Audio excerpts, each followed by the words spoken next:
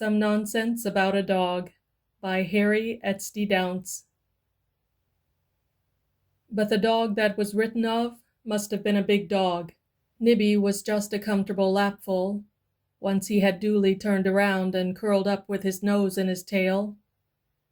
This is for people who know about dogs, in particular little mongrels without pedigree or market value. Other people, no doubt, will find it disgustingly maudlin. I would have found it so, before Nibby came. The day he came was a beautiful, bright, cool one in an August. A touring car brought him. They put him down on our corner, meaning to lose him, but he crawled under the car, and they had to prod him out and throw stones before they could drive on, so that when I came home I found, with his mistress-elect, a sort of pot-bellied bundle of terry-oakum, caked with mud, panting convulsively still from fright, and showing the whites of uncommonly liquid brown eyes and a pink tongue. There was tennis that evening, and he went along. I carried him over the railroad tracks. He gave us no trouble about the balls, but lay huddled under the bench where she sat, and shivered if a man came near him. That night he got chop bones, and she got a sensible homily on the unwisdom of feeding strays, and he was left outdoors. He slept on the mat. The second morning we thought he had gone. The third he was back, wagging approval of us and intent to stay, which seemed to leave no choice but to take him in. We had fun over names. Jellywaggles, suggested from next door, was undeniably descriptive. Rags fitted, or Toby or Nig, but they had a colored maid next door. Finally we called him Nibs, and soon his tail would answer to it. Cleaned up, scrubbed, the insoluble matted locks clipped from his coat, his trampish collar replaced with a new one bearing a license tag, he was far from being unpresentable. A vet once opined that for a mongrel he was a good dog, that a black cocker mother had thrown her cap over Scottish mills, so to speak. This analysis accounted for him perfectly. Always, depending on the moment's mood, he was either terrier or spaniel, the snap and scrap and perk of the one alternating with the gentle, snuggling indolence of the other. As terrier, he would dig furiously by the hour after a field mouse. As spaniel, he would read the breeze with the best nose among the dog folk of our neighborhood, or follow a trail quite well. I know there was retrieving blood. A year ago May, he caught and brought me, not doing the least injury, an oriole that probably had flown against a wire and was struggling disabled in the grass. Nibby was shabby genteel black, sunburnt as to the mustache, grizzled as to the raggy fringe on his haunches. He had a white stock and shirt frill, and a white forepaw. The brown eyes, full of heart, were the best point. His body coat was rough Scottish worsted, the little black pate was cotton soft like shoddy, and the big black ears were genuine spaniel silk.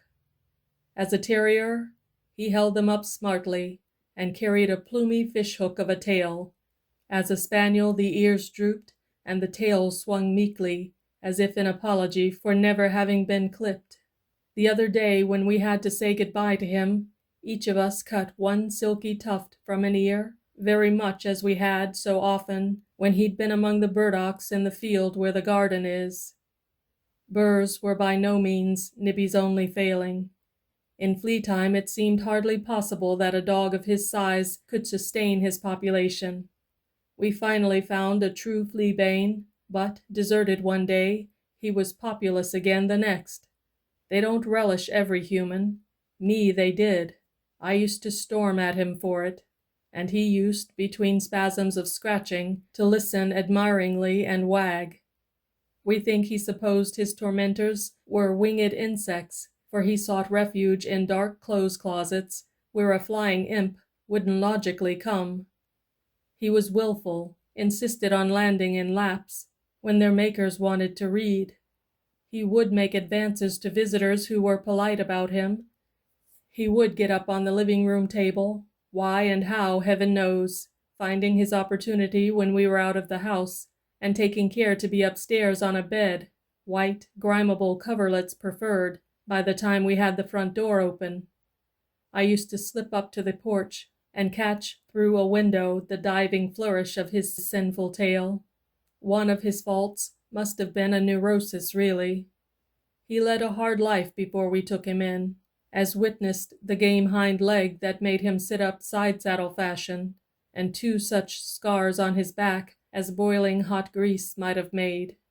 And something especially cruel had been done to him when asleep, for if you bent over him napping, or in his bed, he would half rouse and growl, and sometimes snap blindly. We dreaded exuberant visiting children. 2 or 3 experiments I hate to remember now convinced me that it couldn't be whipped out of him, and once wide awake, he was sure to be perplexedly apologetic. He was spoiled. That was our doing. We babied him abominably. He was, for 2 years, the only subject we had for such malpractice. He had more foolish names than Wog, the dog of Mrs. Stevenson's, and heard more little language than Stella ever did, reciprocating by kissing proffered ears in his doggy way. Once he had brightened up after his arrival, he showed himself ready to take an L whenever we gave an inch, and he was always taking them, and never paying penalties. He had conscience enough to be sly. I remember the summer evening we stepped outside for just an instant, and came back to find a curious groove across the butter on the dining table, and an ever so innocent Nibby in a chair in the next room. While we were at the table, he was generally around it, bulldozing for tidbits. I fear he had reason to know that this would work. One fortnight, when his missy was away, he slept on his old man's bed. We had dropped titles of dignity with him by then, and he rang the welkin hourly, answering far-away dog friends, and occasionally came north to lollop my face with tender solicitude, just like the fool nurse in the story, waking the patient up to ask if he was sleeping well. More recently, when a beruffled basket was waiting, he developed an alarming trick of stealing in there to try it, so I fitted that door with a hook, ensuring a crack impervious to dogs, and the other night I had to take the hook, now useless, off. We couldn't stand hearing it jingle. He adopted the junior member on first sight and sniff of him, by the way, would look on beaming as proudly as if he'd hatched him. The last of his iniquities arose from a valor that lacked its better part, an absurd mixture of Falstaff and bantam rooster. At the critical point, he'd backed out of a fuss with a dog of his own size, but let a police dog, an Airedale, a St. Bernard, or a big ugly cur appear, and Nibby was all around him, blackguarding him unendurably. It was lucky that the big dogs in our neighborhood were patient, and he never would learn about automobiles. When the car wouldn't stop, luck would save him by a fraction of an inch. I couldn't spank that out of him either. We had really been expecting what finally happened for 2 years.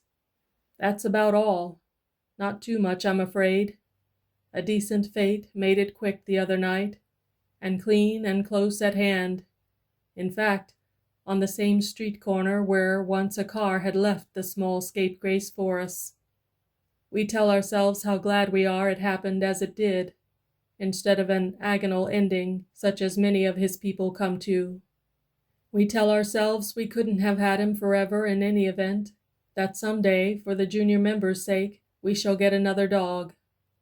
We keep telling ourselves these things, and talking with animation on other topics. The muzzle, the leash, the drinking dish are hidden, the last muddy paw track swept up, the nose smudges washed off the favorite front window pane. But the house is full of a little snoofing, wagging, loving ghost. I know how the boy Thoreau felt about a hereafter with dogs barred. I want to think that somewhere, sometime, I will be coming home again, and that when the door opens, Nibby will be on hand to caper welcome. End of Some Nonsense About a Dog by Harry Esty Dounce.